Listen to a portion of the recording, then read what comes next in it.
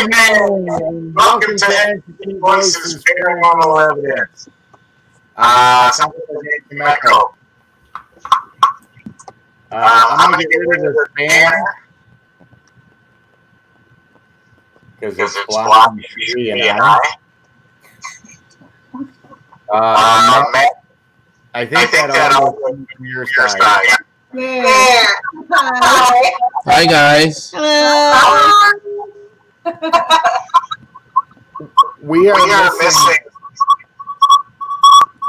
Yeah, your audio is getting reverb effect. Is that our end? Yeah. All right. Really? Hang on. Okay. There we go. Nope. Hang on. I'll try to fix it.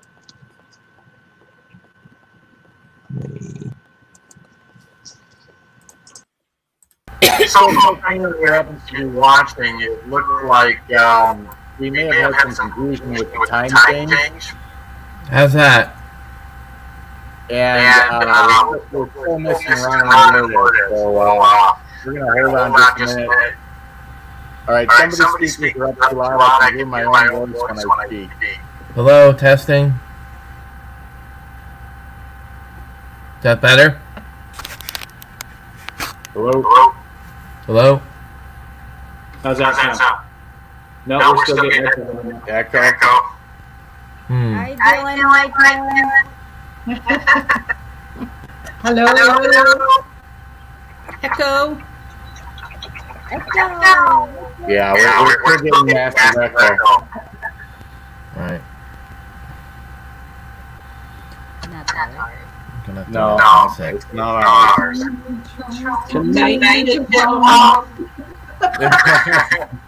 Alright, try it.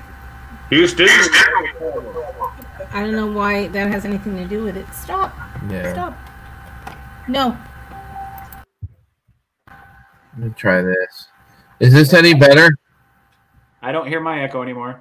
Oh, that's good. Let me find out. No, it's gone. Yay! Done. Yay! We have it. We have good talk. Great. All right, so I'm going to just actually turn mine up slightly so I can actually hear you guys. Oh, yeah. Sorry. Okay, yeah. Take two. Let's introduce Matt and Josie Haas again. We will definitely do that. Okay, we're good. I don't hear any more echo. So Great. No problem. I'm sorry. I have a bad little kitten here trying to grab my stuff. Stop. Okay. My little ghost hunter cat. Nice.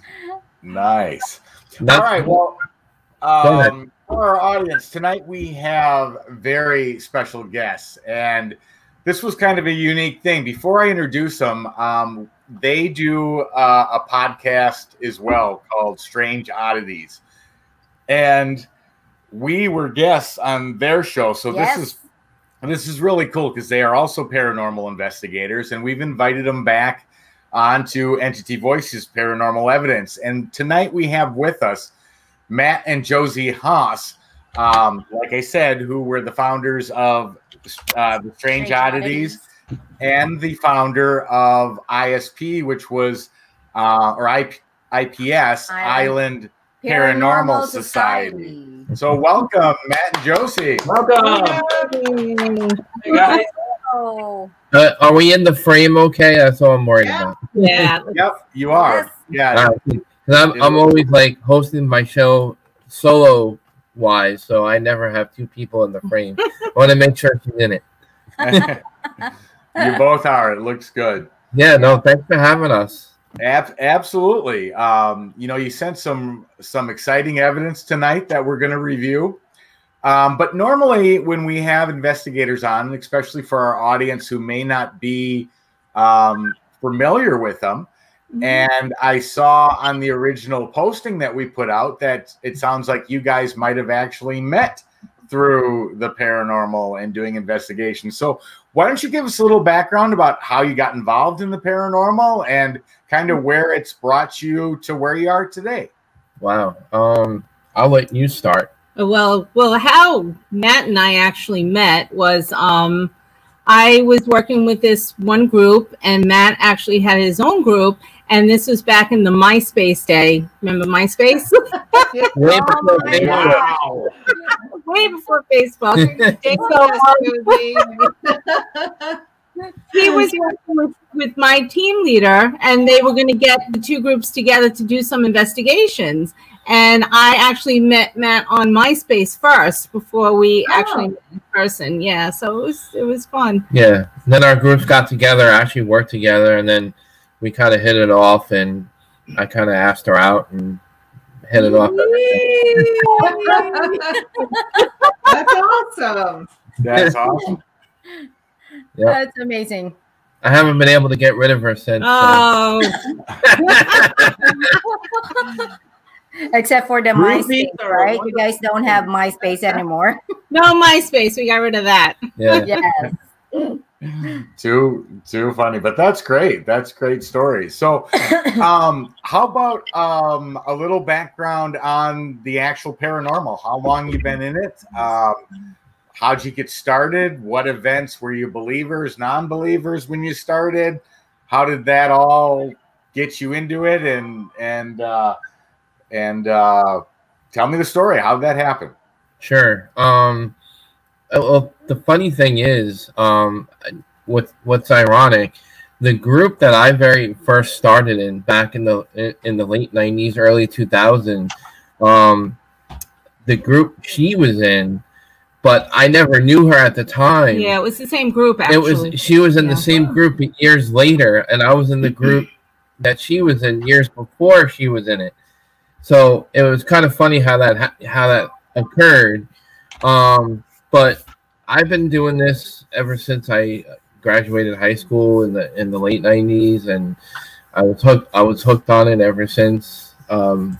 And I know you've been in it for many years. Yeah, I think I started in around 2007, but I was always interested in it my whole life. I had when I was younger, I had experiences, and I'm kind of sensitive to the paranormal. So even though I wasn't technically in a group until 2007, I've been, doing this way before that. That's amazing. Like, you guys have the same thing in common, and you guys have the same passion. It's amazing when you started working together. That's how Tony and I, right? No? Well, I was a complete skeptic till you dragged me into it, and then you were completely right again. I'm always right. Right, Chris? Yeah. Happy life, happy wife, happy life. She's always right. Yeah. There you go. So I gotta remember that he said that. Immortalized. The good thing, Josie, is you can go back on YouTube and pull this recording up, so you've got it on video now. Just hit. Thank you. Yes. Play. Hey guys, I got a quick update from our co-host. The time change kind of messed up Ron and Lourdes a little bit. They're going to be joining in here as quick as they can. Okay. Awesome. That's Yeah, fine. the time change messed me up too. Yeah, I wore the hat for Ron, so he better come on tonight. I'm sure they'll be here. Like I said, there was some time changes always mess everybody up, so it's totally understandable. Except for Arizona, we don't change time. Well, we don't change time, but we change time zones, which can be just as confusing. So, okay. So, It kind of confused me a little bit. It got lighter earlier and darker earlier, so it kind of I don't understand why we change. I go to work in the dark, and now with the time change, at least the sun is out a little bit. Yeah, me too. Yeah. So while we're waiting for Ron and Lourdes, I hope any minute right now. So maybe we should say hi to all our audience that tune in. Dylan says hi to mom and dad. Who is that? Brian Vaughn says hey from Bearded Paranormal.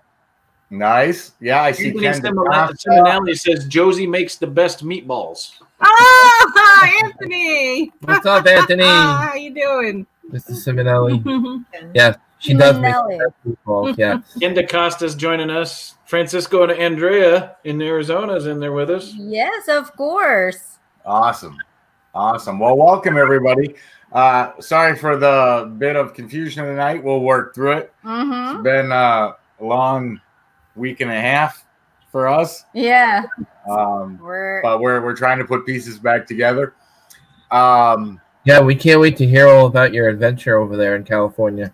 Oh yeah, yeah, it was cool. It was exhausting, but glad we did it. And you know, it was an adventure of a lifetime, especially having the boat completely empty outside of the investigators that were there and the camera crew. But that alone had been fantastic. I know.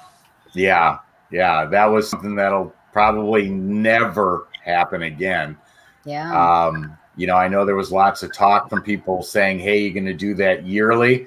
Well, if the boat opens back up, that, you know, there's no way to do that. Right. The only reason it worked now was because you know, COVID had shut it down to begin with, and it was an opportunity where the right steps could be taken to prevent COVID. We were all tested multiple times. Twice, right. And you know, nobody was working there, so it was a once in a lifetime opportunity. Yeah, I don't know about you guys. When the pandemic first started, we were all going to ghost hunting withdrawals. Oh yeah, that's true. Oh God, yes. Well, it probably still kind of am. Yeah, true. Yeah. Unless, of course, you have it going on in your own home, like we do sometimes, and you know we haven't. You know, we have it as well. I wonder if they're gonna come with us. I asked you that. I said, you know, you think there some of the spirit at the Queen Mary?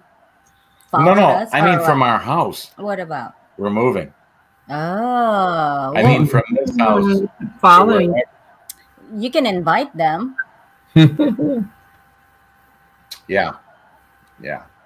I don't think any from the Queen Mary followed you, Tony, because that'd be hard to give up that boat. Just put it on a trailer. I don't know what bridge height is, but I'm sure it'll fit. They have those trailers that go up and down, you know, a foot or two. All right. Well, I know as we're waiting for Ron and Lourdes, let's get started here. So Matt and Josie had supplied some pretty cool clips. And I think what I'd like to do is start off by playing one of those. And Matt, do you have any preference as to? I have EVPs, I have video clips, but I know some of them, and Ron just supplied me some new ones that they're connected. So the first one that I have here is listed as third floor voice, and I believe this one's an EVP. I put them all in video format just so they are easier to load into StreamYard. But I believe this one's a video because I know I took pictures off your Facebook page so I could have some visual in front of it. They don't obviously match, but is that an okay one to start with? And do you want to give it? I mean, all of them will not disappoint anybody because they're all fun. But I'll let Josie run with this one because she, you know, we had a dude run moment. Oh, well, there's actually two from the third floor of that. So I'm not sure which one you're playing first. Yeah. Is this the or a noise or a moan in voice? I'm only going off the title at the moment. It just says third floor voice and moan. Yes. Okay. This is the moan. Yeah. All right. This is our dude run moment. Okay. Yeah. I think there might be some bad words in there too from Matt. But anyway. Yeah. Just a heads up to those who are listening. Cover your ears when you hear the curse words. Do you want me to set up the scene for you about? Okay, yeah. Just give us information. Where were you?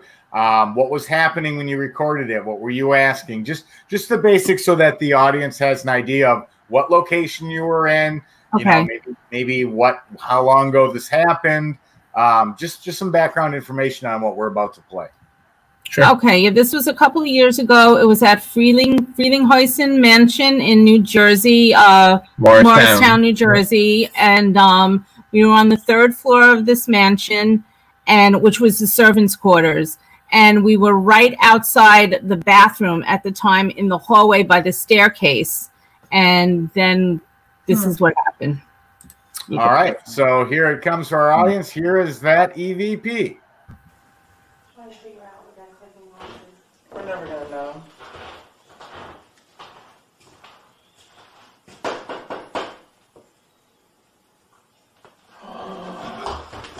Oh. Dude, run! Get the fuck out of here. What was that? Did you hear moaning, breathing? Yeah, that got me really scared. So I'm going upstairs and catch. Okay. Wow. It's easy to hear. You can Yes, hear you that can hear very. it.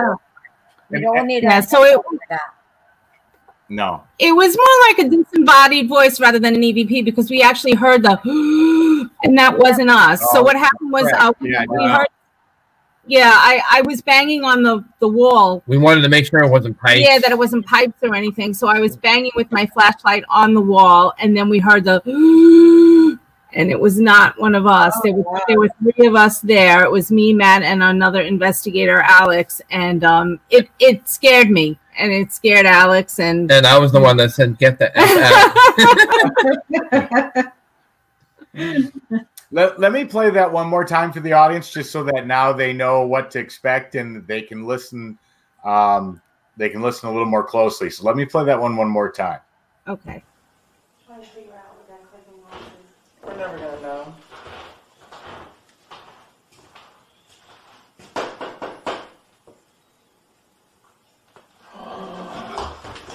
Oh. Dude, run! Get the fuck out of here. What was that? Did you hear moaning, breathing? Yeah, that got me really scared. So I'm going upstairs and catch.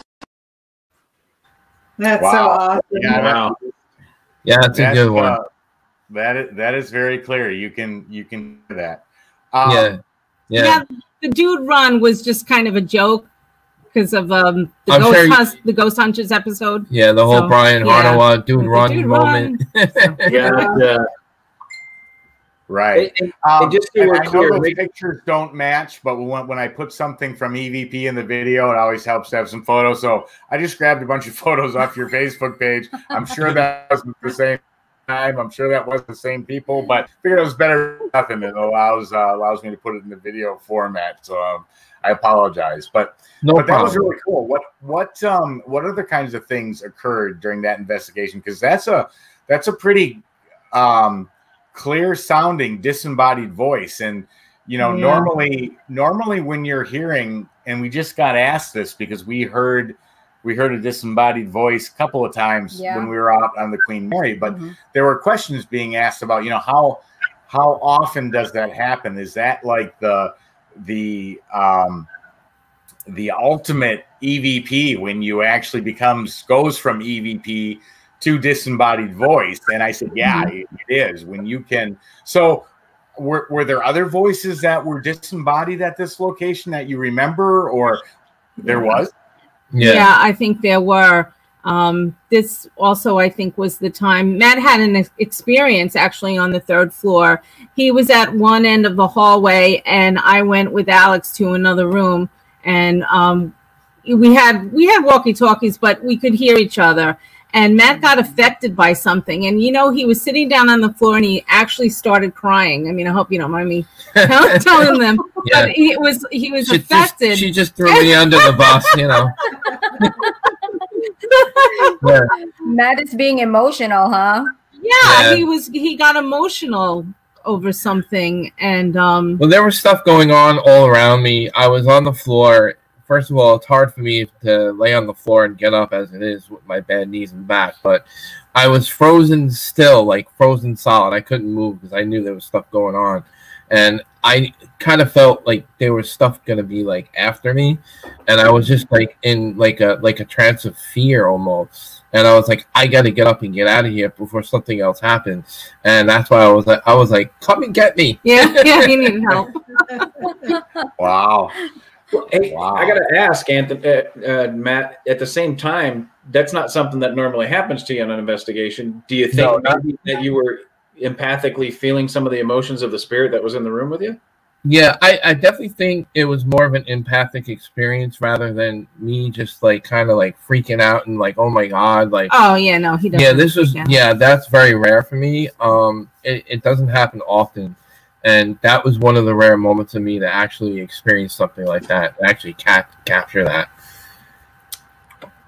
That's incredible, and yeah, I'm sure. I mean, the one thing we've noticed too is that, you know, spirits, entities can manipulate what you're feeling, what you're thinking, your emotions, and you can have an emotion come out of nowhere that absolutely can just take you over, and that does happen. That is something we've seen not only happen to us but to other investigators we've been with. And so, yeah, that's really not that uncommon to have that. It's normal. Yeah, and it's more of that particular experience I had was more of a startling, and I wasn't expecting it because it just came on so quick, and that was my reaction more than, you know, like, I gotta get out of here. But I knew I had to get out of there because I felt like something was gonna happen, but I didn't want it to happen more than what I was experiencing already. Right. Understandable. Okay, I'm going to take a look at the other clips that we have. So let me go over to those. And also another incident in the same location, that very same investigation, we had another experience where we're in the same bathroom area, and I was standing in the doorway during, was it Spirit Box or was it a regular EVP session? When I had the knocking in the bathroom. I think it was regular EVP. Okay, we were doing a regular EVP session, and there was a knock in the bathroom behind me because I was facing, like, I was in the door frame facing the opposite direction of the bathroom, and there was a noise in the bathroom behind me, and I jumped like 10 feet in the air. I was like, holy cow, I was not expecting that. Wow. Wow. That's pretty, that's very cool. And yeah, we've experienced that too. And you experienced that one time when we were at the San Carlos. You really like jumped. Like, well, you know, to have things come out of nowhere, let alone even if it's just a sound, an unexpected sound. I never seen you. That's close like that. Exactly. It gives you a jump scare. I mean, there's no doubt it. You can say, yeah, I'm not afraid of ghosts. You can say whatever, but when something catches you off guard like that, you're gonna react. For sure. I could tell you for a fact it takes a lot to get me to jump. But that time we were in the hospital, Tony, and we had opened up all the doors, and we got 3 feet down the hallway, and that one door behind us, it was like the cartoon with the cats on the ceiling. Me and Tony were looking down, going, "What the hell was that?" All your hair, like, yeah. When you hear a door slam, that's like, you know. Shit, wow, yeah. And it's a really tough door to shut anyway. I mean, even if you just push it, it goes to about this far and it stops on its own. So to have that one slam, and that's the one Chris was referring to, that was a little freaky, yeah. Well, and to give you guys an idea how hard it is to slam this door, I'm a pretty strong dude, and I took this door and I shoved it as hard as I could, and it stopped. It stopped that far from being shut, and that door slammed behind me and Tony when we were about 2 feet down the hallway. Man, that's enough to jump scare you right there. That definitely is. Yeah, and it takes them a lot of energy to do stuff like that too, as it is. So exactly, you gotta have a lot of energy to that to move. Oh yeah, so true, so true. Okay, I'm going to move on to another one of your EVPs, and this one is titled Demon Name. Oh, okay. Oh, that's Matt. Yeah, you can. All right. So, little backstory in this one. It's a private home investigation. We don't kind of share the client's names in the audio or anything like that. There's just a really basic short clip of something that I had an experience of about a year ago prior to this investigation. I ran into something that I thought was actually a demon, and it revealed its name to me. And I thought it was kind of odd that it revealed the name to me and everything, because I didn't think that they normally do that kind of thing. But I don't think my experience so much was, it was more of a vision or more of a warning kind of experience, I think, that I had. Because a year later, after talking to one of my mentors, Virginia Centrillo, very experienced psychic medium who we work with quite often, had told me about this particular demon at this private home location that we were investigating that she didn't know nothing about, and brought up the same demon name that I didn't even tell her about. And I thought it was to capture. Hi, Dad. Can you hear us? We can hear you. Can you hear me now? Yeah. Sorry about that. That's okay. Oh, it's all right. Better late than never. Okay, so I was just about to play that clip. I'm not sure if we interrupted you, Matt, when I said Ron and Lord is coming. Did you finish what your sentence about the intro to the demon name? Yeah, so basically, long story short, after having the experience a year ago, we captured the same name of that demon on the recorder during this private home investigation, which I thought was crazy because I never once told Virginia the name of this until I had a conversation with her afterwards. And then when we got this on the recorder, I was just like, it blew my mind. Oh, all right. Well, here comes that clip right now.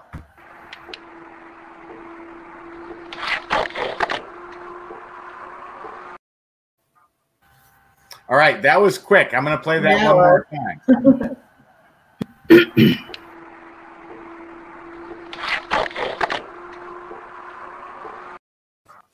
Okay, I definitely hear speech. I hear, but what? Tell me what name you're hearing. All right, the name right. The name I researched when I had my experience a year ago prior to this investigation was Zayabo something or other. It was like ZABAYOU, something to that effect. And I had researched it, and it was an actual real demon name. And then that's what I believe we're hearing in this EVP. Oh, okay. All right, let's play that one more time.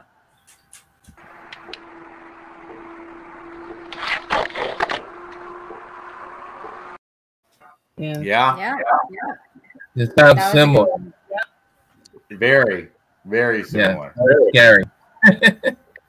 Now, what equipment is that you're using? Was that just a recorder? Yeah, just your basic Olympus recorder. Oh, okay. Straight EVP. It's straight EVP. Yeah, no, the one the antenna. That, like I said, these pictures don't match anything to do with EVPs. I just put them in so I could put them in the video. Oh, you tricked me. No, We're just testing you, Sheree. Yeah, I think that picture you chose, Tony, was actually an investigation we just did with Ron and Lourdes at Kingsland Manor of a doll that we think has something attached to the doll. So I took a REM pod and stuck it on the high chair and took the doll out of the room to see if there was any activity and anything were to happen if I took the doll out of the room or where it was put. Oh, wow. And you recommend that doll. Very cool. I think you'll see a lot of those photos from your recent investigation in your EVPs. Yeah. Because I was like, oh, here's a bunch of stop playing with my dolls. Very cool, though. So you're browsing on Matt's Facebook, huh? Well, yeah, I wanted to make sure they were his pictures. I knew they wouldn't be for the investigations at the EVP, but it's better than looking at a blank screen. At least you get to see something. So, true. So that's what I did. All right. So I think I had 3 EVP. Yes, the other one is I'm gonna murder the pronunciation of this castle name. Just like you did with pronunciation. Oheka? Close. Oheka? Ohika? Ohika? Ohika. You keep talking, I can't hear if he's saying it's right. The proper pronunciation, Tony. Yeah, it's actually an acronym to the original owner of the castle, Otto Herman Kahn. Oh. Okay. How did you say it? We're going to F that one up. So is there no pronunciation of that word then, or what? How do you say it? No, it's Ohika. Yeah, that's how it's Ohika. I got it right. Except I think I put an L in it because I don't have my glasses on, so I can't read it anyway. So it doesn't really matter. Yeah. All right. So what's the background on this EVP? All right. This one was Matt. Yeah, this is a personal one to me because it was actually the very first disembodied voice I ever heard in my whole life. So it kind of, means something to me because it was my first disembodied I ever captured on a recorder. It was me and another male investigator, no one else in the room, and we're in the library room, and I'm sitting at the library desk that's in the far back of the room. Ron and Lourdes know which room I'm talking about. They've been there. So I'm just sitting there, and we're just doing basic EVP, and I hear like a woman's voice echoing in the room, like as if she was in the room with us. And there was no other females in the room or near us whatsoever that night, because we had the place to ourselves that night, and there was no one around. If you want to go ahead and play the clip. All right, here it is, and the poker table has nothing to do with it. All right, here you go. What was that? That was me. No, I heard a woman's voice. You heard a woman's voice? Yeah. What did it say? It sounded like hello. And it sure did sound like hello. Let's play that one more time for the audience. Here it comes. What was that? That was me. No, I heard a woman's voice. You heard a woman's voice? Yeah. What did it say? It sounded like hello. Wow, that was cool. What did it say? What did it say? It said hello. Is that what she says? Hello, because I heard it. I can hear her voice, but I can't tell what she's saying. Is she saying hello? It's hello. Yeah, it sounds hello. 99.9% hello to me, and it's I think that's correct. Yeah, what was great about that one was actually hear it echoing on the recorder, like as if it echoed in the room. Oh wow, that's a good. He was excited. The guy on the left was working on a straight. was that one disembodied, or did you only hear that on the recording? No, that was a disembodied voice that I only heard at the time that it happened because the other investigator didn't hear it at all. Okay, so it was only you that heard it. Yeah, it was only me that heard it. See, that's amazing. It's nice, like you're always carrying a recorder. Well, true, because you can back it up. But yeah, it was great because Matt not only heard it, Matt repeated what he thought he heard, and obviously coming off the recording, then it was full matchup. So that was very cool. That was awesome. Yeah. Yep. That brings back memories. That was back in 2006. Wow. We have ones from back then too, and we're like, oh my god! But when we go back and listen to them, we're like, we were not good at this. We were doing everything wrong. I have a question for all of you guys. Yeah. So, do you guys revisit all your evidence? Like, when you guys not doing anything, do you still revisit all your evidence? Sometimes we do. Sometimes, and it's funny because you go back and I totally agree with what you say, because it's like you listen to yourselves when you first started out and you're like, yeah, we were horrible at this, and over the years you just become better at what you do, and like you get that method down to a T, and we're very tedious when it comes to EVP work. Like we're a lot like Ron and Lourdes in a lot of ways.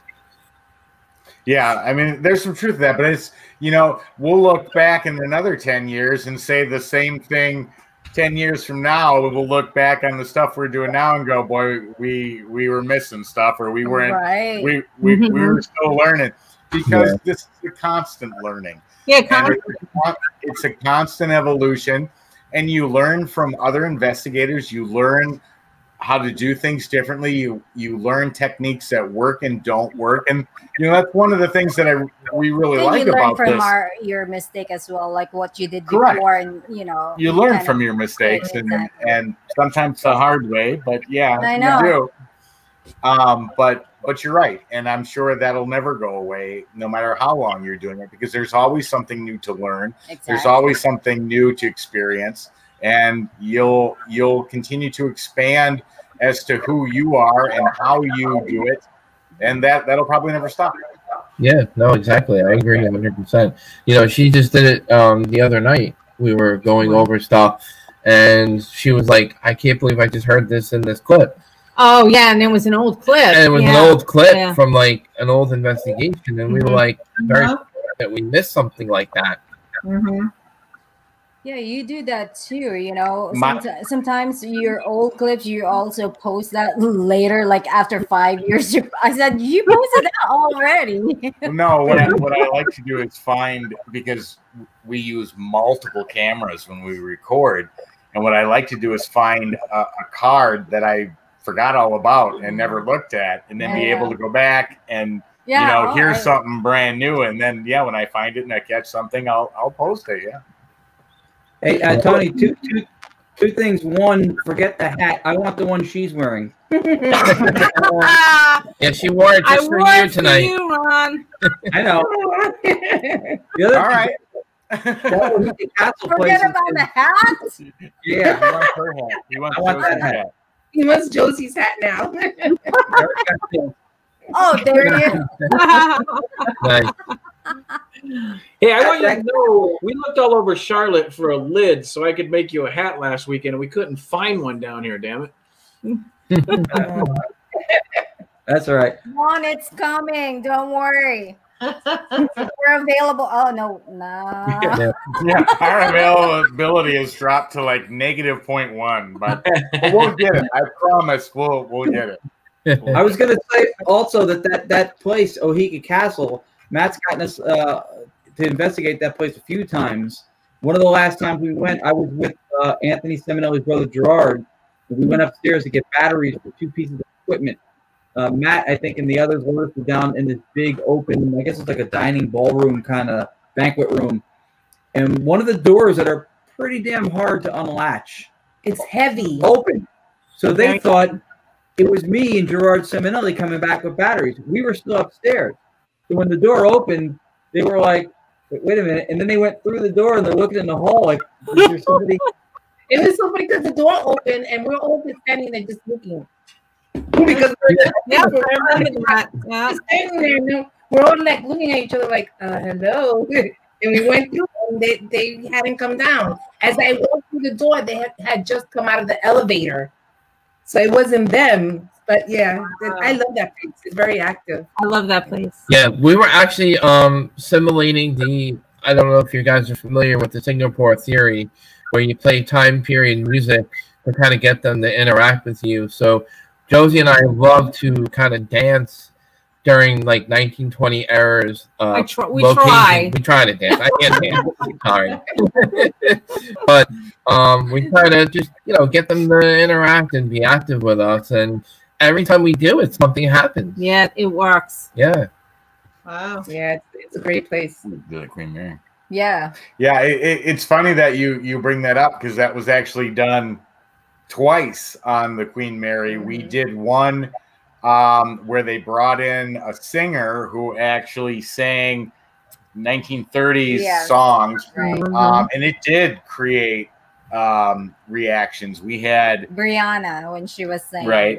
It created all of the K2s to go off, including our REM pod simultaneously. And then there was an actual like applause sound that shot out of the Evox when we tried to replicate it. The K2s and the Evox, the K2s and the REM pod didn't go off again, but the Evox spit out this sort of like applause clap sound. Oh, really? Wow. Wow, that's awesome. Wow. That is why Jimmy Church was surprised, like when he heard it. Is that a clap? Yeah, he was like, that was a clap. But you're right. That does work. And let's face it, I mean, everybody's got some type of music that they like. It's just, it touches the soul, it touches the emotions. And yeah, when you can bring that back from a time period that maybe the spirits lived in, that's going to attract their attention. No doubt about it. And it's a great method to be able to do that.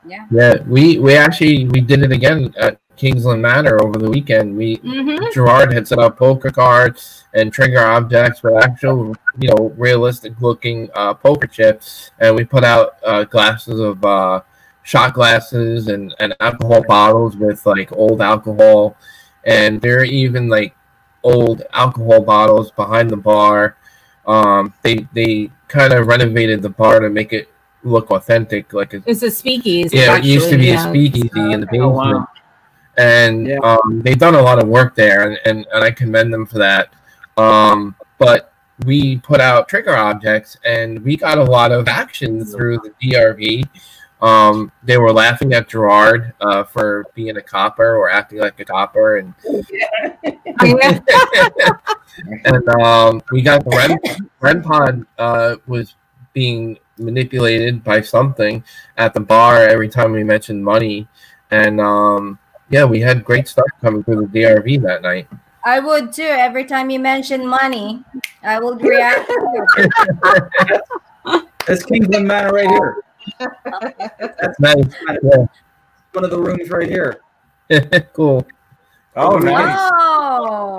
If you guys remember, Chris, if you guys remember when we were guests on the show back in the day and we had that piece of evidence that said, "What the hell, harlot," with that full female vocal tone? Yes. Part in it. That was at the basement in the speakeasy at Kingsland Manor. Yeah. Wow. Yeah, I do remember that. Yeah. It's a pretty active place too. I love that. I love Kingsland. It's good. Yeah. Leon Kish, one of the best historians in the business too. He's great. Oh, yeah, man. Leon Kish is great. Yeah. Yeah. We've been working with him for a long time there, and there's such great people there. They do a lot of other things there that try to maintain the property and the history, and his knowledge of history there is just incredible. That's awesome. Fantastic. And we have been learning so much too about how that knowledge of the history ties in so intimately with your investigations, and can also be used for amazing trigger objects to pull from that history to get action, as well as like music, like you were talking about. And right. We saw that happen a lot too. It's very important to have those kind of like well, you got to have that knowledge. I mean, it helps to determine who you're running into and why and what happened. And so, but yeah, having that historical background and knowing the place you're investigating makes a big difference. Right. Yeah, big history with the speakeasy and Prohibition, and they were tunneling alcohol in from across the road through a root cellar. This chandelier behind me, and again, this just happened. There were 3 instances when I was in that place. There was a gentleman from the family named Bus McGinnity. If I'm not mistaken, it was Gentleman Jim Corbett, I think, one of the professional boxers from back in the day, trained in the basement there. And Bus McGinnity ran the bar, speakeasy downstairs. And there was 3 times when I've been talking to Leon in that place on 3 separate occasions, and the only time it happened the entire night. The last time, I think, was with this lamp right here, that when his name came up, the lights started to flicker. They flicker, yeah. It happens once. I remember that. Twice. But it happened again when we were there last week. We were upstairs in a different room, and his name came up when I was talking to Leon, and the lights flickered, and I just stopped and went, does that happen in here? And he goes, no, it doesn't. Yeah. The bus is definitely there, no doubt, in my opinion. Wow. That's cool. That's so awesome. They have so, nice location that you can investigate with rich in history. Well, they're hundreds of years before, well, not 100, but a long time before, like, state. I mean, Arizona was what, the 40th state to join? 48. Hence the bar. I know, right?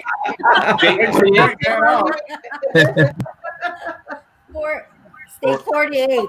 Yeah. You guys missed that? We do.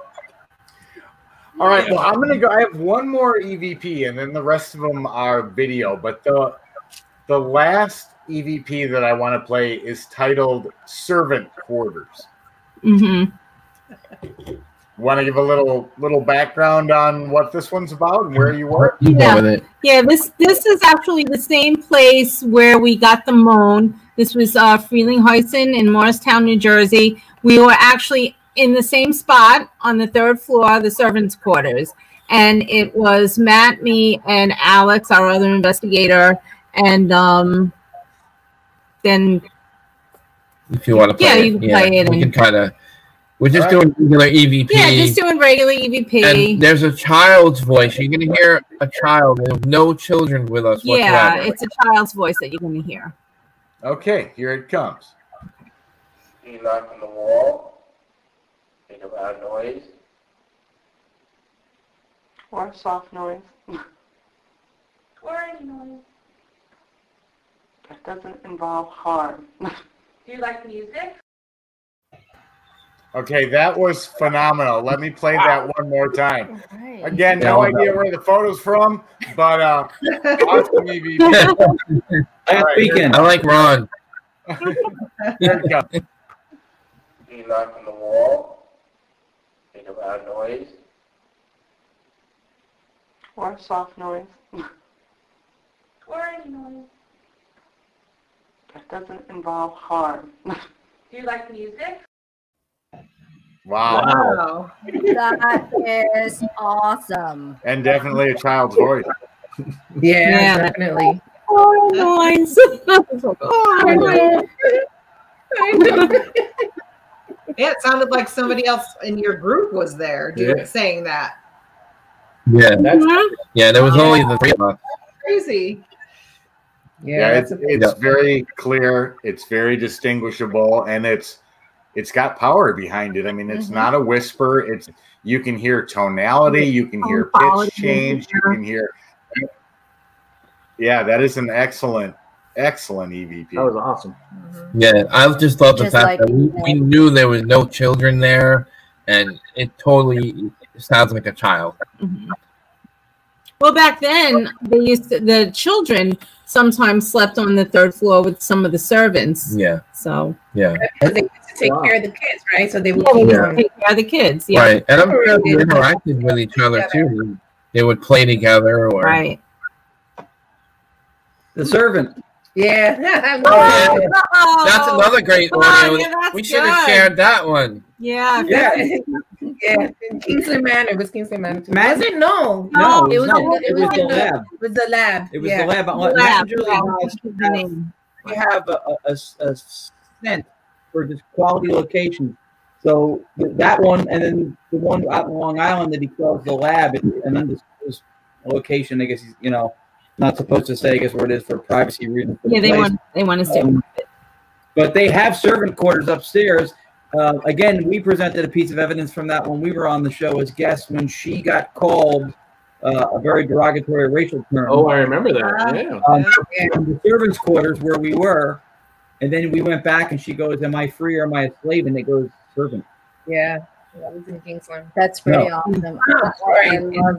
That's crazy. Yeah, I love EVPs with kids. I know sometimes it could be negative or whatever, but it's kind of like gives me a chills every time you hear kids' voice. Yeah, like Ken DeCosta's EVPs. It's that was really cool. Well, even Sean Austin had some amazing stuff the last show that they did. But that's what's so cool about EVPs is that you get the information from what you're hearing them say, but there's so much more information that can be acquired as to, whether it's male or female, what kind of mood they're in, what kind of what language they're speaking, and if there's a dialect. I mean, there's an array of information that can come from a simple 3 or 4 word sentence, and that's what I love about any EVP.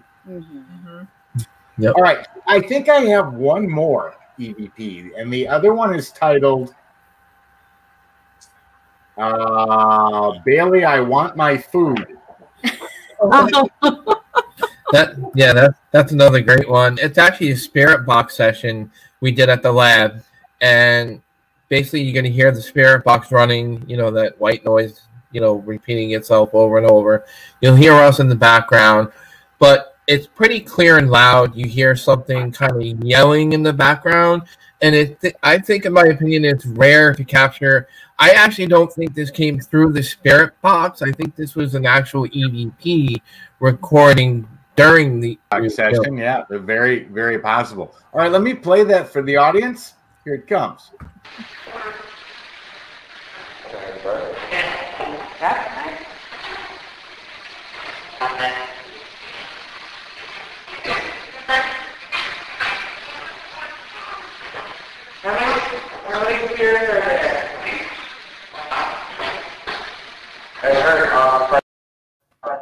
Wow. You hear an older man yelling in the background. Yeah. Yeah. Yeah. Let's play that one more time. It's desperate.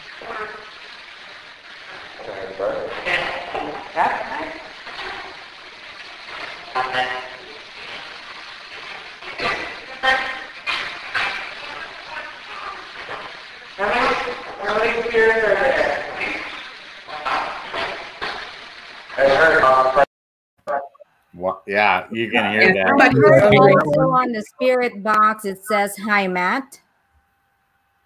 Hi, Matt. You hear? I heard it. I didn't hear that. You heard the spirit box say "Hi, Matt." Hi, Matt. Hi, Matt. It could have been in the beginning, but we were more focused on the beginning. We're all listening through it. We're all listening through it. She's probably right. Yeah. That voice, I think Matt's correct. I think that voice is not coming out of the speaker from the radio. I think it's an EVP, but it gained audio support from the ambient noise. That's a great catch. Yeah, that was. Yeah, you could tell it was. You guys are trying to listen to the other. Yeah. Right. We were in the you're hearing that time. You're hearing the actual spirit box say "Hi, Matt." Hi, Matt. Hi, Matt. In the beginning. In the beginning. Let's play it one more time. I want to hear from you.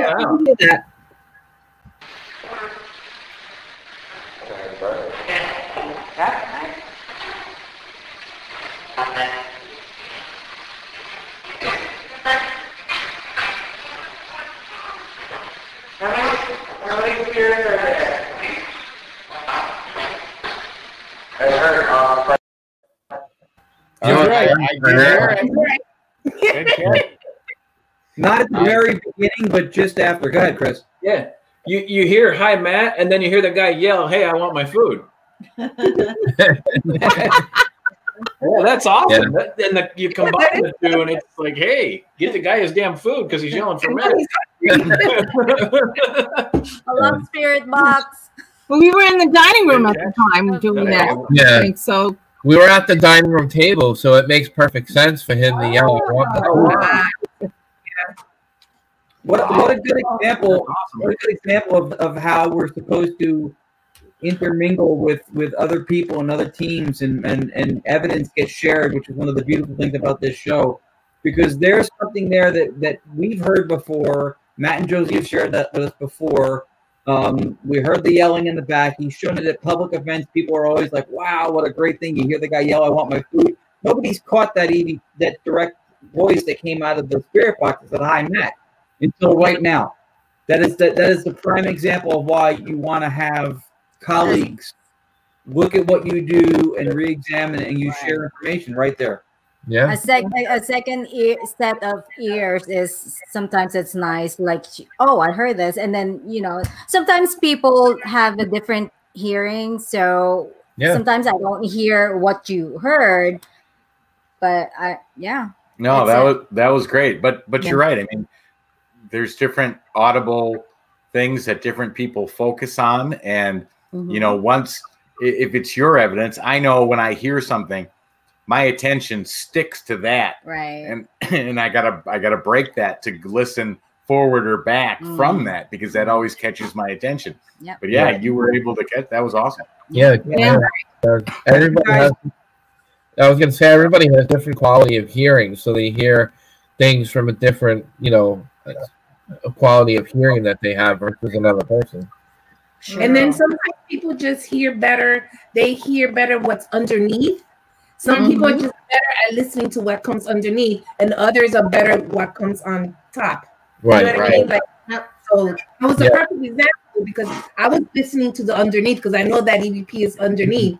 And I missed that because I'm not focused on that. So that was really, really good. But it really does depend on how some people just pick it up differently. Yeah, better. The technical spin on what she's saying too, that underneath not just figurative. It also could be a lower decibel level or more intermingled with the noise, and above could be at a higher decibel level that's almost drowns out or replaces the white noise. I wanted to ask before, because we had a technical issue when we got on late tonight, unfortunately. Did you guys ask the Haas's if they also feud over EVP review? Not yet. That's a great question, and no, I have not. So for every finding in person all the time, either married or dating, we always ask. Well, we're waiting for you guys. We were you guys waiting are for not you. here yet. But out of all of us that do this show on a regular basis, and because you guys do investigations together and are a couple, this question definitely stands the need to be asked. But have you guys ever gotten in an argument over what an EVP is saying? Yes. All the time. All the time. Mm-hmm. And the funny thing is, believe it or not, she's more of a skeptic than I am. Mm-hmm. And there's been a lot of times where I go, how do you not hear that? Right. And I'm like, oh, it's just movement, And he's like, no, it's not just movement. It's saying this, But, yeah, that's awesome. So who usually That wins? sounds just like us. Who wins? She will. Sometimes. And out of everybody in all 4 of these frames, I'll bet you the guys probably play it back 15 to 20 times going, come on, seriously, you don't hear that. You don't hear that. Yeah, I'm The other way around for us. Yeah, it is, right? The other way around. The other way around Like for us. we Yeah. are fighting already, and it's being personal. Well, because I just got done saying, how can you not hear that? I know. But there are definitely different ways to hear it, and sometimes she is right, and I'll go, okay, yeah, I hear it. Sometimes, and then sometimes it's 2 or 3 syllables, and you said it says take the cat out the back door.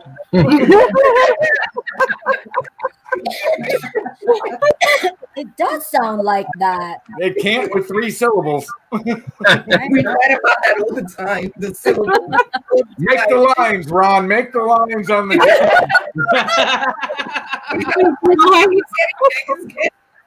Is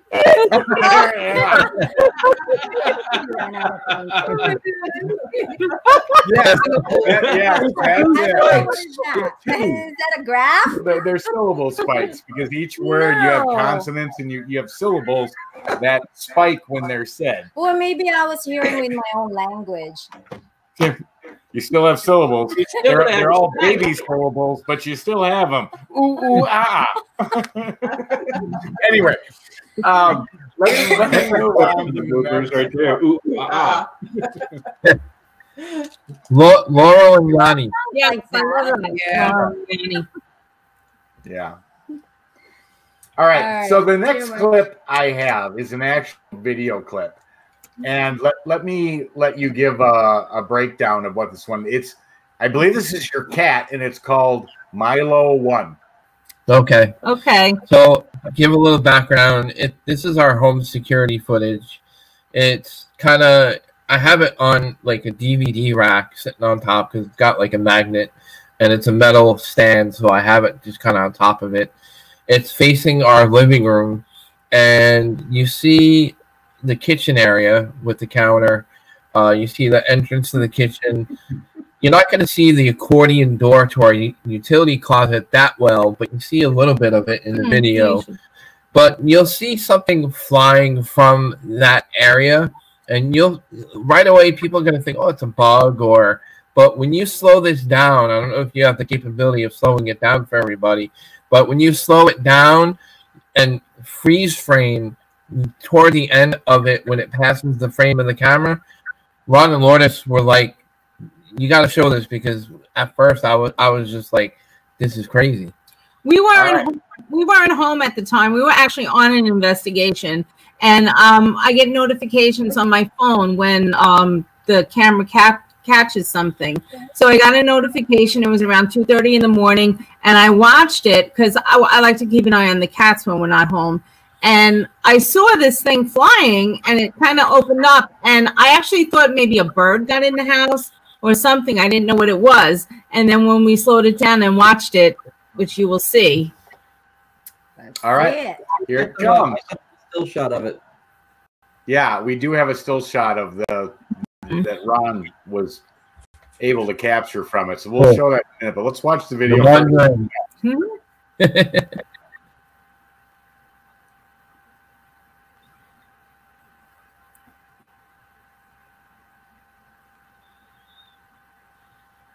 It's only 12 seconds long. Yeah. All right, let's play that one more time. Yeah, one more time. Good.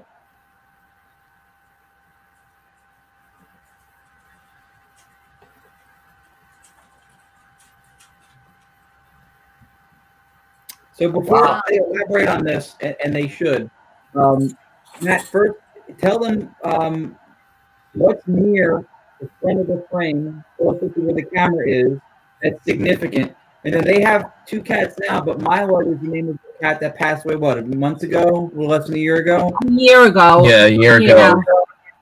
So Milo was with me for a very long time, a beautiful little kitty. So his presence is something, I guess, that they felt anyway, possibly. But tell them what's near the front of the frame in that picture. Yeah, we actually have his urn on the buffet table that's right there with our picture. We have pictures on the table, and his urn with his pictures right there. What basically what he passes. Right. Oh wow! Isn't it? It looks like it's the same capture that you from Vegas, Deborah, like those. No, that one's a little different, but let's show the still photograph when it goes right by that. So, Okay. Hold on one second. Yeah. Share this. If you don't take the time to assess something like this and really slow it down and look at it, you would just think that, like you said, maybe it was a bug or it was almost like a bird because it morphed into something larger. Right. But if you look at this, it's got distinct characteristics of a cat. It has a tail. I mean, it's got a tail. What looks like two paws maybe spread to the side, and then it's got the pointed ears on the front right corner that aren't the green box. Wow. So I mean, it's it's a little bit like the Garfield in the back of the car thing, but that's a cat. Yeah, man. It sure looks like a cat in that shot, no doubt about it. Or is It's amazing. It's How like it was on his back almost. Yes. Like, do you know? It was like a little ball, and then it turned into that. It Right. morphed into that. Yeah. It's crazy. Wow. That's pretty cool. Yeah. If you have the capability of actually watching this like frame by frame, it's that's awesome. where you can see it like when it's in motion and then it blows bigger into the shape of the cat. And it's like Yeah. you'll see it long, and then you'll see the tail, and then you'll see it open up. It's just amazing. Yeah. It is amazing how it opens up like that. It's crazy. Mhm. My that- Lord.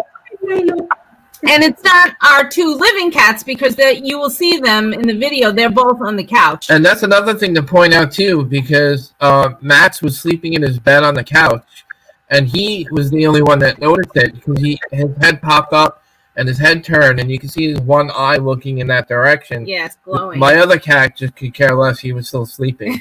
He was like, I don't want to bother him. I want a cat now. Yeah, you can see that the other cat is looking. He is looking at like what's going on. Yeah. Yeah.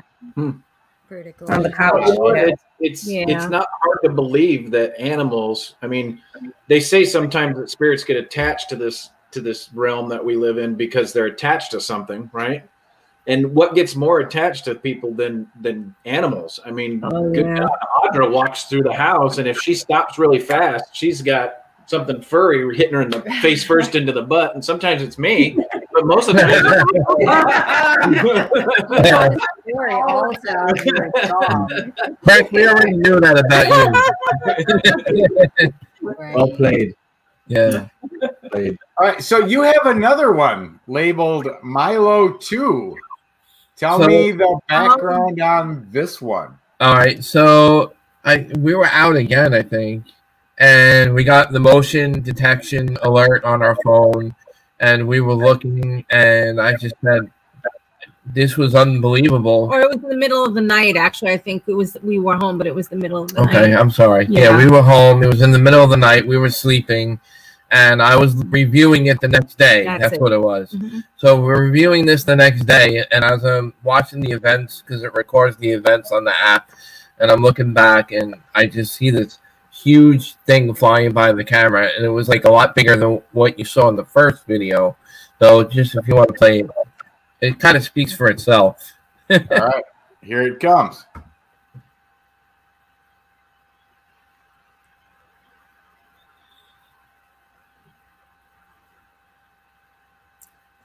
That's not a ghost. People think that's a ghost. That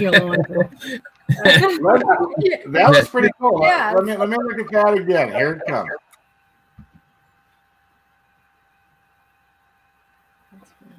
He flies around. Yeah. That's the same figure too. Yeah. That's quick.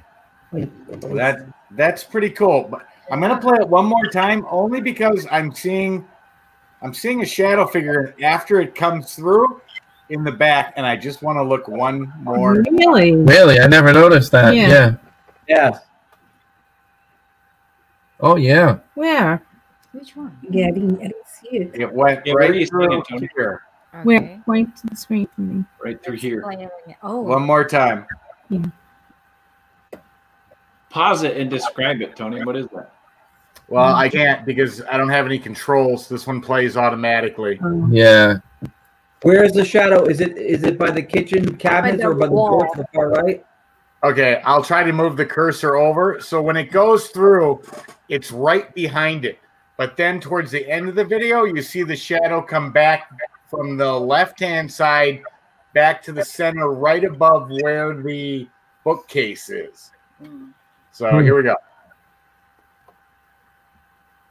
Okay, so now you can see it kind of go through here. Now watch over here.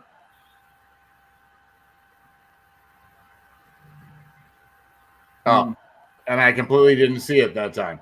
Well, it's probably the reflection of that thing flying. The first one could have been, and I'll have to look at it closer, but whatever went by could have caused, a shadow reflection. It's the second one that I'm trying to figure out, but that was really cool, though. Yeah, and just not dust. It's not dust at all. No, you know what? I see what Tony's talking about. Something moves in the kitchen. Really? Oh wow! I'm gonna have to review that. We're gonna have to look back on that again. Something moved in the. As you see it fly down the hallway, that white wall right there where that china cabinet is. Right. If you go back, there's something that moves in the kitchen. There's a reflective glass that's reflecting the light of the IR camera. You can see a shadow move across there. That's wow. It's awesome. Okay. I'll have to look at it again. Yeah, review that again. Something's in the yeah. Good cat. The cat. Very cool. Yeah. But just to add to that real quick, Ron was the one that actually freeze framed that one for me, and you had taken a snapshot. And if you stop it at a certain point, you can even see what almost looks like another tail, like a cat tail, like at the end of it, similar to the first video. And Milo had such a long tail. When we first adopted him, we used to call him Mr. Longtail. So wow. Yeah. It's a tale of two kitties. Everybody loved Milo. Everybody did. Tale of two kitties. That was good. 100% bizarre. I mean, it's got characteristics of the ears, and then the paws and the tail. And then there's a second light anomaly that flashes through that exhibits similar characteristics, but also a distinct separation in the tail. I mean, if he's got dust particles that look like zoo animals or house pets, that's a little harder to believe. It's fascinating that there's two visual captures on the security camera that are extremely cat-like. And that changes from a little ball to Yeah. it morphs into something. That's crazy. To a defined shape. Yeah. Yeah. Pretty cool. Well, animals are living creatures, and they have souls like people. True. And they're Yeah. like part of the family. They are. Why wouldn't they still be around if they miss you, or they were happy with you? And I mean, I think it's cool. He's flying around. I mean, that's great. I would love to fly around. Exactly. But it's like That's the point I was trying to make. on The my way bed. animals get attached to people, it makes sense that their energy would stay here instead of moving on, because what they love and adored the most are the people sitting right here with us, and they're going to stay as close as they possibly can.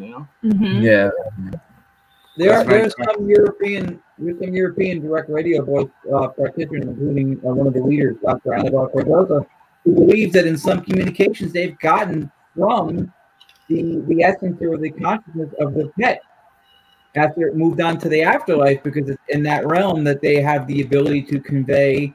If you think about it, if we're talking to higher beings on a different plane or astral plane or whatever it is, if they're at such an intelligence and such a level of advancement over where we are, it's already kind of difficult to assume that kind of intelligence and that kind of omnipotence or whatever they have, filtering through. It's like trying to put fresh fruit through like a windscreen on a door. I mean, it's like to get it into our brains just to get communication through. So if you take into account how, like, you guys have had this happen, you hear a language that somewhere that it's not spoken, and it's reasonable to assume that possibly the animal that has thoughts and can convey now can use and come through with the language that yeah. True.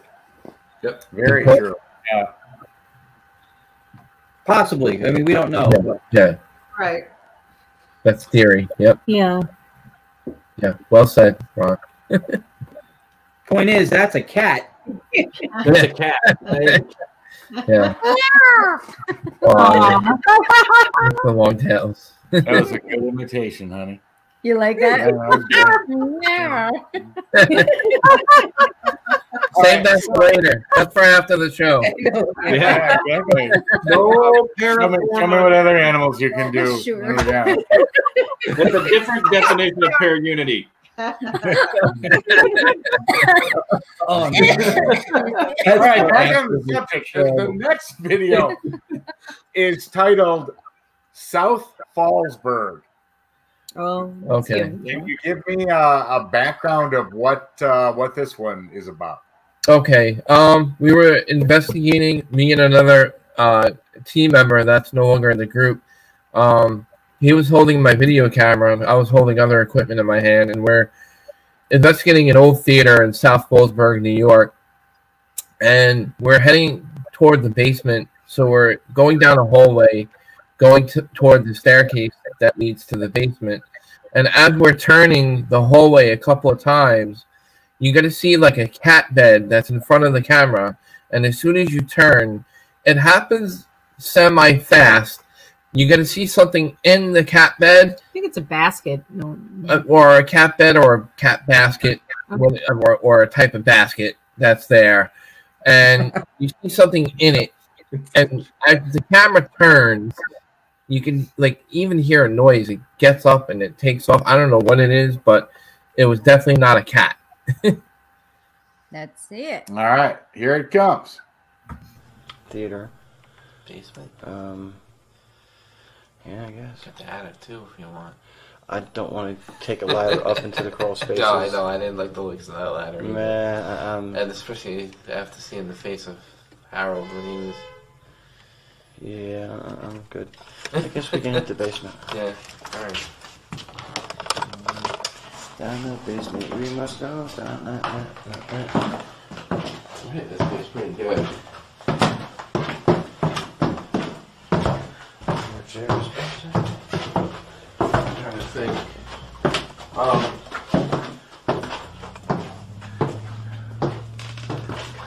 If there's a Sunday where you're not busy, you can review. It happens quick. You got to keep an eye on the right side of the basket, and as the camera moves, you see it get up and take off. Okay, let's play it one more time. I think I missed it. So, it's as you're once you've gone down the stairs, right? And it's on the right-hand side. You said. Yeah, Okay. yeah. The basket's in the front of the couch, and as you turn, you'll see it like kind of hanging out of the couch, and then it gets up and takes off. Okay, let's take another look. Theater. Basement. Yeah, I guess. Got the attic too if you want. I don't want to take a ladder up into the crawl spaces. No, I know. I didn't like the looks of that ladder. Man, and especially after seeing the face of Harold when he was. Yeah, I'm good. I guess we can hit the basement. Yeah. All right. Down the basement we must go. Hit this bitch pretty good. I'm trying to think.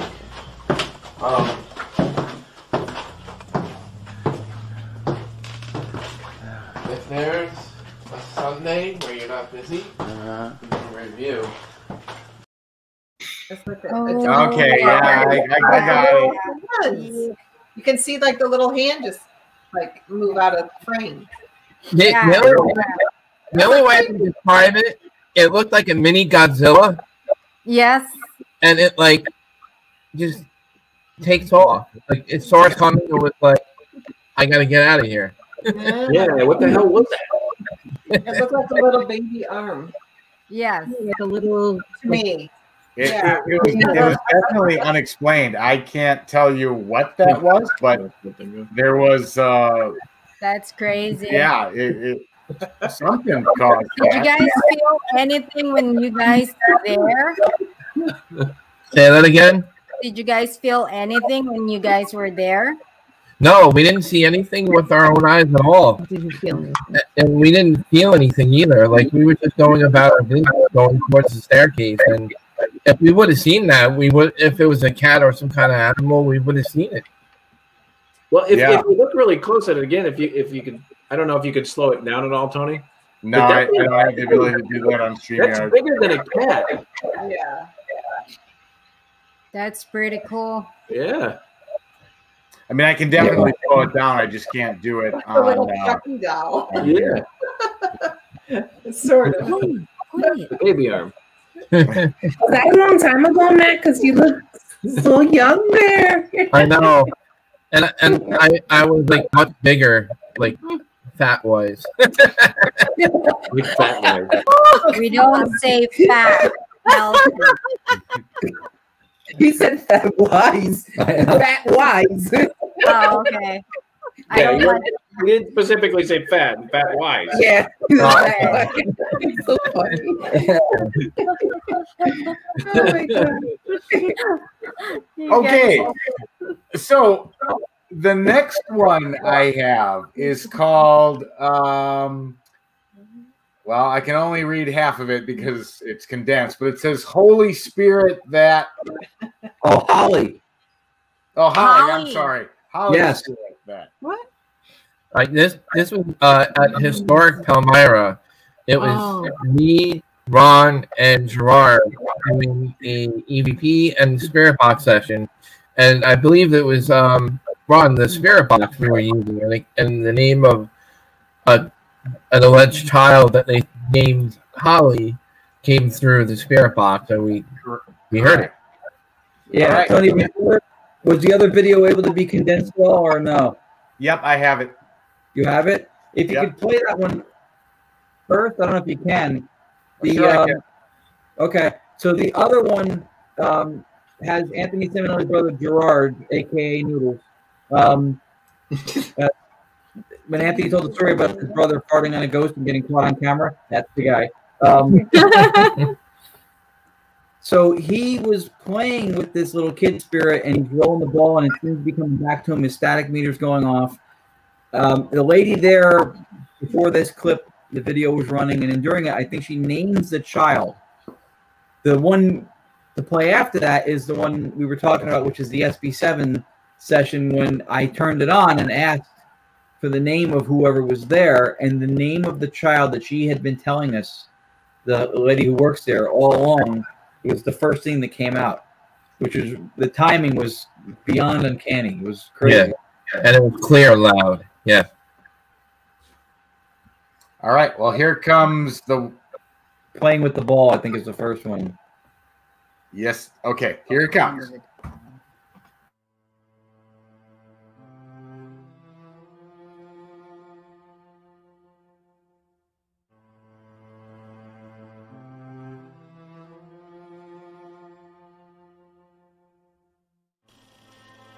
Holly, can I play with the ball?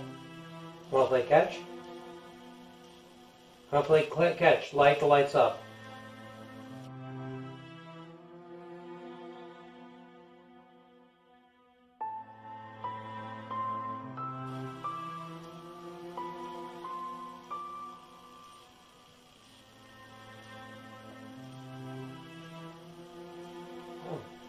Get the ball? Yeah. Ready?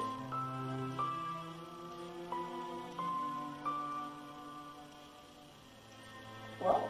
Now push the ball back to you. Why is the ball doing that? I think maybe she's playing with it. Maybe. What did it do? I'm pushing it. It's like coming back to me. Yeah, it's going by itself. Yeah, if you can keep it, I can see it on the camera, I think. I would love to see it roll on its own volition. Yeah. There it goes. On the camera. There it goes. Get out of here. Oh, Holly, roll the ball back to me. Oh, can you move that ball to Gerard? He's having a lot of fun playing with you. Can you move close to him?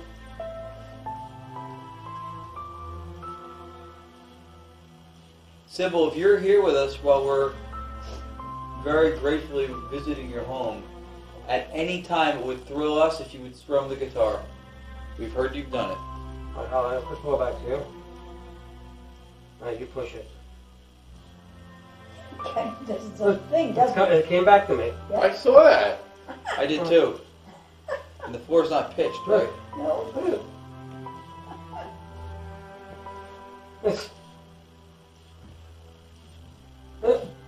There's no like incline or anything, right? There's something in the ball itself, but it looks come right back to me each time. Oh, not that time. I hit too hard. Oh! Almost. It hit the leg. Yeah. But it's still rolling. I love Playing?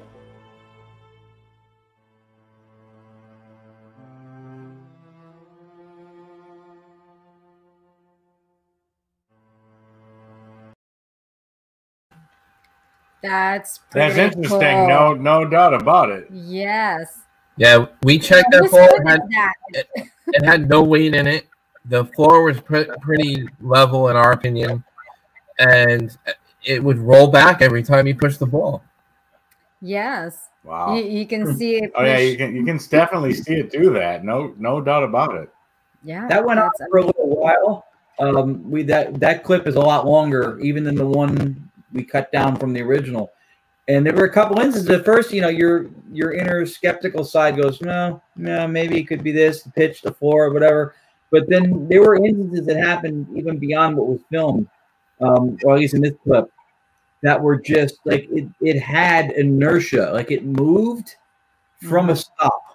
It wasn't even part of a continual bounce back. It was just from a stop. It actually moved, and then so it got sobering the longer we sat there and did it. Sybil, if you heard me mention in the clip, it was, I think, whose home it was, and there's a guitar there that the woman who works there also told us that they've heard played before at random times. So I was requesting that. The next clip, you'll get the name of the kid who's allegedly playing with that ball. Cool. Okay. All right, let's take a look at that. Here it comes.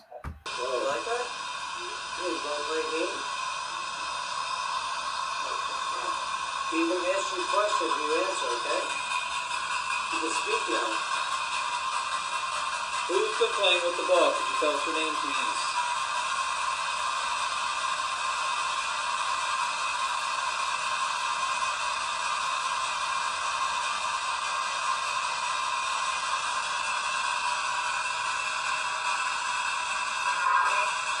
It's Holly. Holy shit. I heard it. You said it. That was so clear. Thank you. Well, that was that I very definitely clear. heard. Yeah. There's something else there. Yeah. I think I just heard something else there. I'm not sure. I thought I heard something like, See, I'm you always right hear other things when you go back and look. All right, let's play it again. I'm right here. Something like, I'm right here. That's what I thought I All right, heard. let's play it again. Here it comes. Okay. And yeah, we can double check. Oh, like that? Yeah, you want to play a game? Okay. Even ask you questions, you answer, okay? You can speak now. Who's been playing with the ball? Could you tell us your name, please?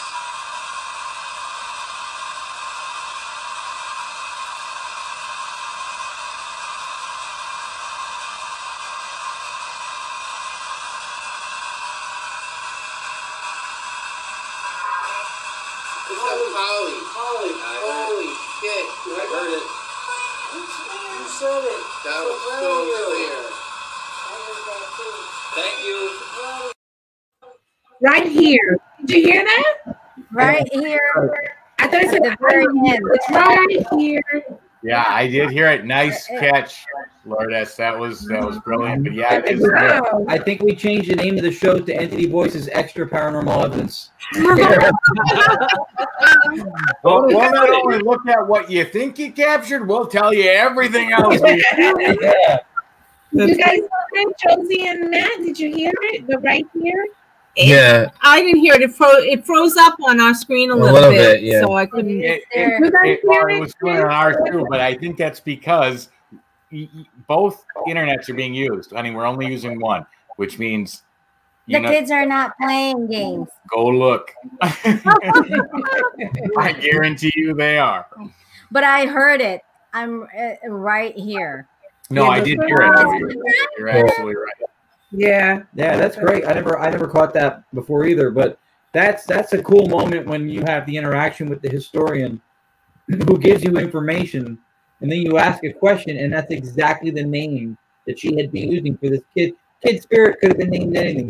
The kid's name is Holly, blah, blah, blah, give it a history. Who's playing with the ball? What's your name? Holly. Yeah. And of course, you know it's that's startling when you hear Matt go, holy shit. Yeah. I get excited. Yeah. Matt, tell them in that same instance when we were in that room, it was just me, you, and Gerard Simonelli, and then the lady there. What happened to your keys when we were sitting in that same room? No, I think it was my flashlight. Oh, your flashlight, correct. I'm sorry. Yeah.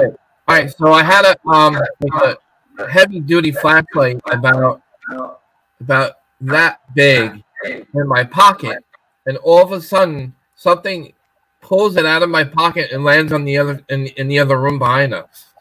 It rolled out into the hall. Yeah. Oh, wow.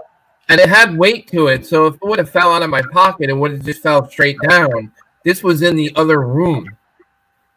Wow. Yeah, we thought he dropped it. We go, what did you just drop? He goes, I didn't drop anything. What was that noise? He goes, the flashlight was out of my pocket. I went, what was it? Where is he? By your feet? He goes, no, it's out there. Okay, you just sounded like a Cylon from Battlestar Galactica. So whatever that was is back. He sounded like the Ovalist. Yes, a cross between the Ovalist and Mr. Roboto. Yeah, Roboto, exactly. This is Rondering mode. No, baby, they're not using it. Well, it's being used, honey. That's weird. Is it clear now? I'm not sure what's going on. But when Ron and I were on before, we heard that, and I haven't heard it since. But do you guys hear that? Yeah. What do you hear? I don't hear it. It sounds like a synthesized voice talking. You're like somebody's hacked in or something. It's anonymous. It happened a couple times when nobody was speaking. Wow. Really? Wow.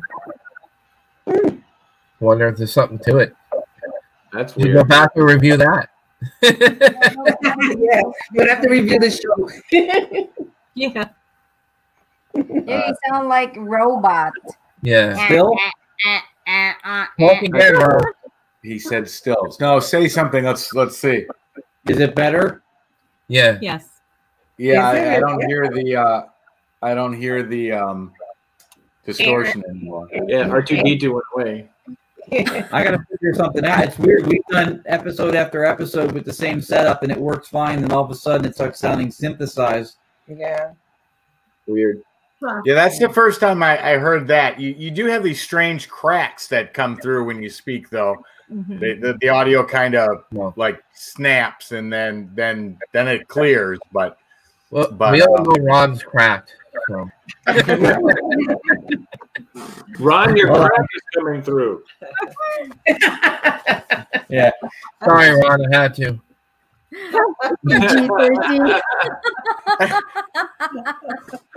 Oh, we've never promised a PG-13 rating. We've never promised. No, we haven't. No, we haven't.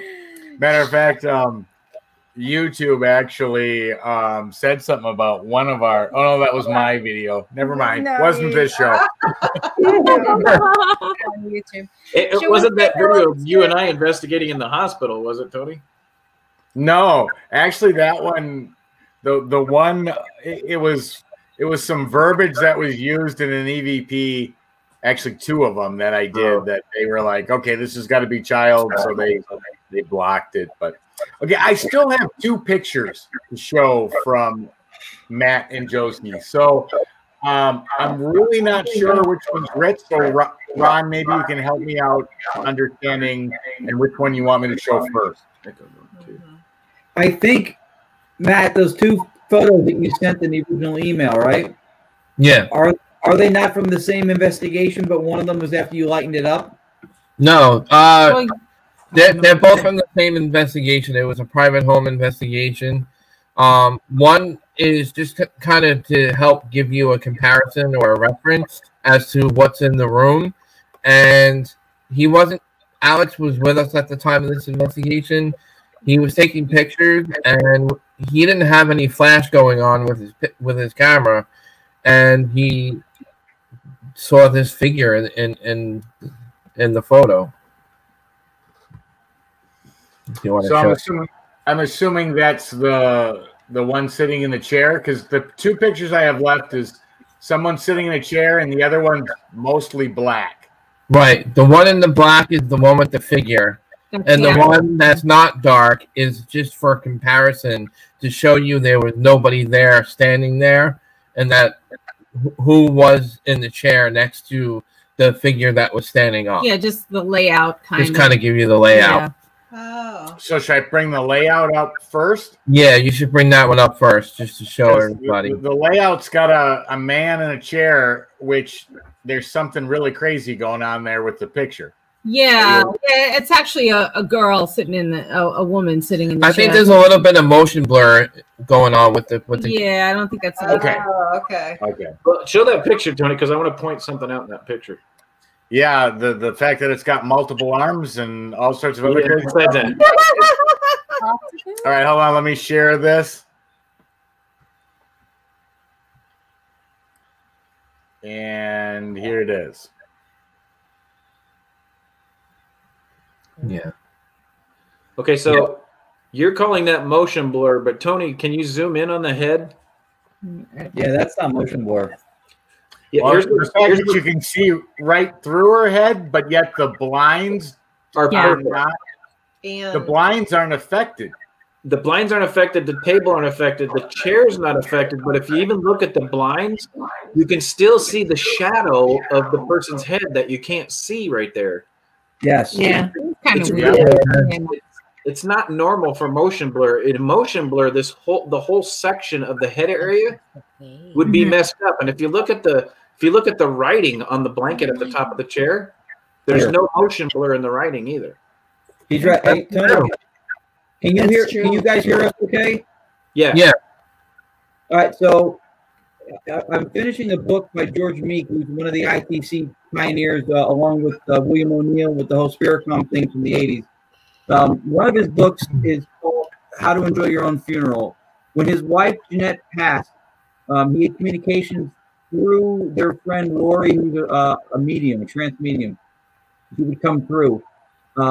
During her funeral, George and Lori were standing near Jeanette, his wife's casket. And there's a very similar blur like this with having to do with a sign and the frame of the casket and what you could see through it. Just the stuff that Chris pointed out was brilliant. Another Chris Allgood classic. This is what he does.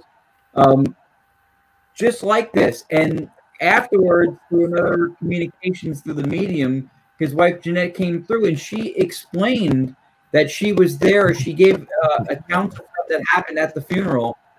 And the photo had a very similar effect to it. So I would venture to say that whatever happened in this case and in this scene, that's a presence. Something is overlapping and almost eclipsing exactly the way Chris described it, which was spot on. But I agree that it's completely astute observation that the writing on the blanket is without any blur, even when it's mixed into where the head was. So, well, and then if you notice too, usually in a photo blur, you don't get that ectoplasmic haze you got sitting in that middle of that screen. It's almost like you actually caught an apparition and you thought it was photo haze, but it's not. Yeah, even the arm is partly opaque too on the side of the air conditioner. You can see the air conditioning vent through it. Well, and Tony, scroll up. The other way. Scroll down, I should say. There's an extra arm in that picture. Yeah, there is. Wait a minute. Oh, that's freaky. Where? Right here. Yeah. Oh my god. No, I'm on the If you look across the chest, the mist actually trails down in a diagonal across the chest and highlights a portion of that other arm.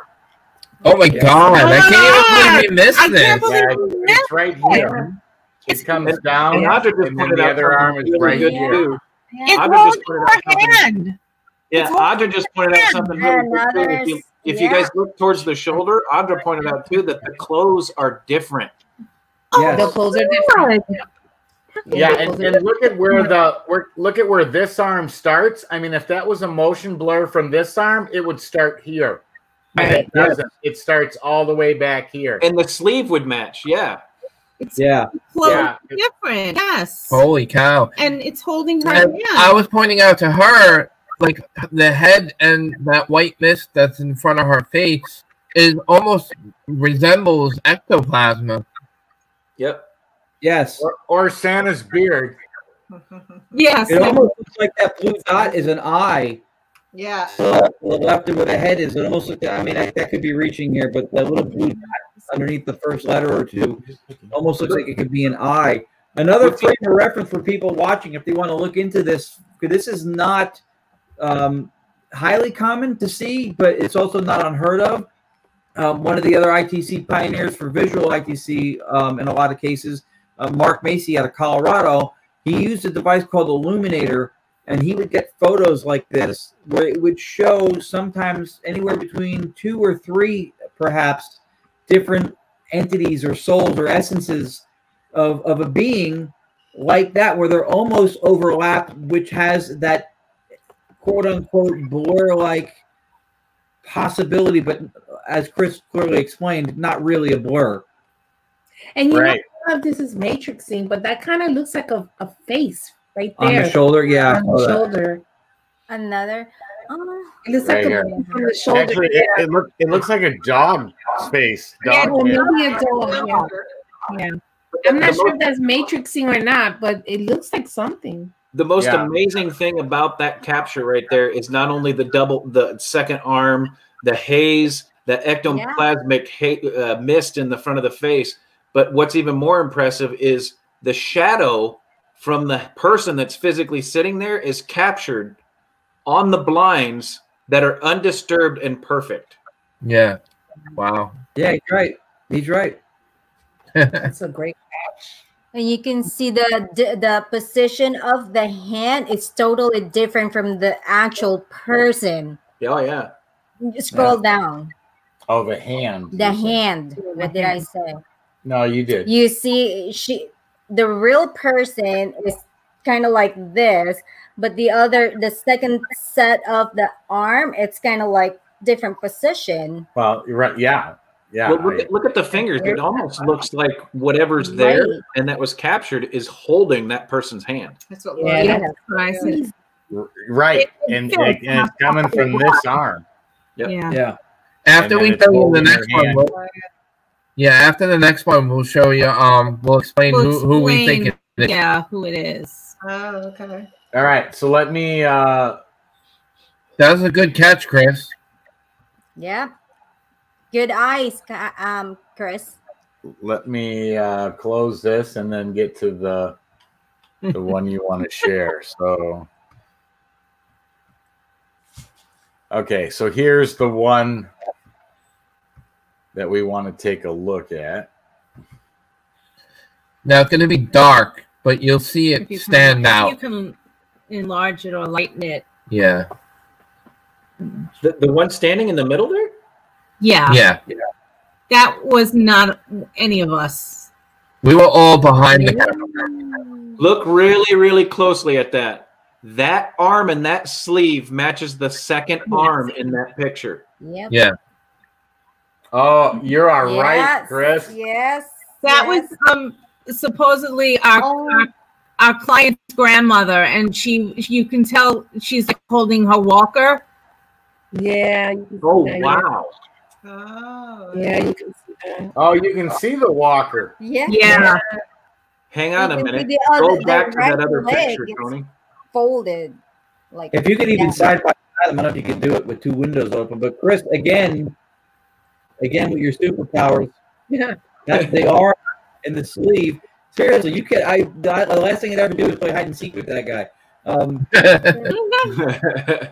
He's no way to beat him. Zoom in on He's that right. hand, Tony. The arm and that it matches. Yeah, it matches. Zoom in on the hand.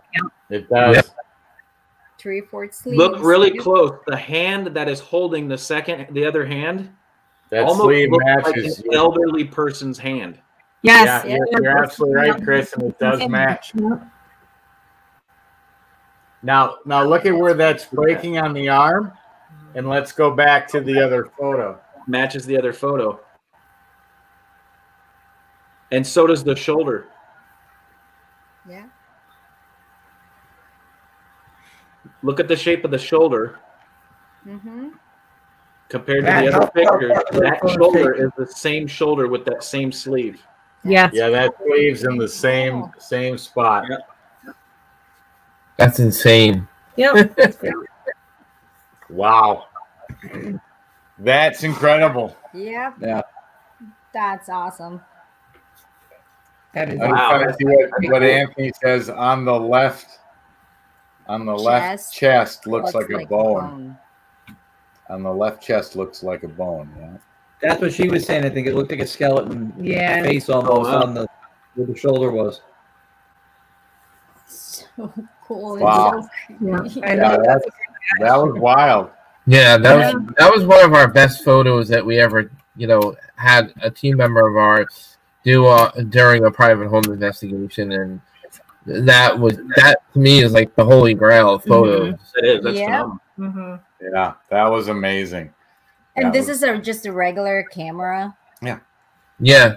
Well, he was a photography major at the time, so he had really good camera equipment.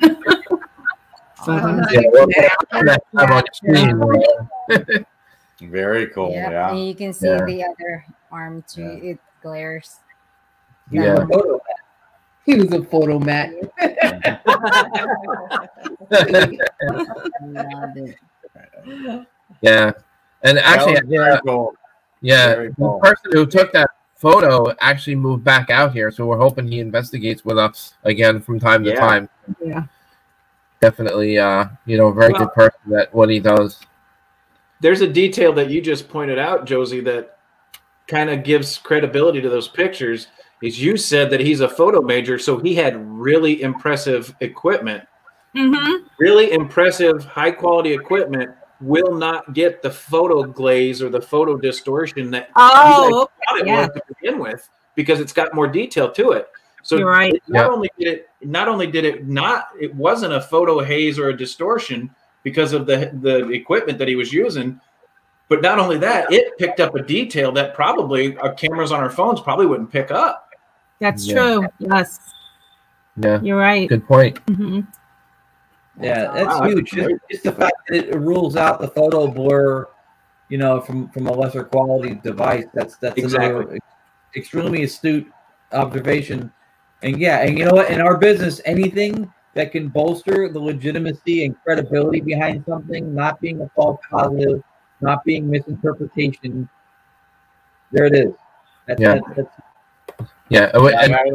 was incredible. No doubt about it. And you know what I think I liked the best about it was the fact that the photo you were taking just to show where everything was really tied in unbelievably to what you had in the other picture and complimented many of the things. And great observation on that, Chris. I'm not sure I would have made that connection, but now that you've pointed it out, I can clearly see it. So that was awesome. Oh Chris, I'm going to be sending you more photos to review. We are. All right. Well, I think we've gone almost into the 2-hour mark. So yeah. Wow. It's getting later for you guys on the East Coast. So, Matt, I wanted to and Josie say thank you for coming on. Thank you for sharing all your evidence, pictures, videos. That was amazing. It was, and I'm sure our audience enjoyed it, and we enjoyed it. And it was great to, be able to cross platforms again. And like I said to the audience, Josie and Matt run the Strange Oddities podcast, and it's great. If you haven't seen it, check it out. It is a wonderful show. Matt had on some amazing guests the last time I took a look, and I got to catch up on ones I'd missed. But again, thank you so much, and thank you to our audience, Anthony, John Q. Public, Dylan. Katie Foreman. Katie's awesome. Yes. Katie is awesome. Thank you. We had Jeff Gerner jumped on. Pamela. Ken DeCosta was on. Pamela. Ryan. There was quite a few. I'm not going to go through everybody, but everyone who is still with us, thank you for joining in. And Chris, you want to give our closing line? Remember to let other people take a look at your evidence, guys, because you might have captured a hell of a lot more than you thought. But remember, no matter what, the next time you see us, until then, stay haunted. All right. Good night, everyone. Good night, guys. Thanks for having us. Thank you.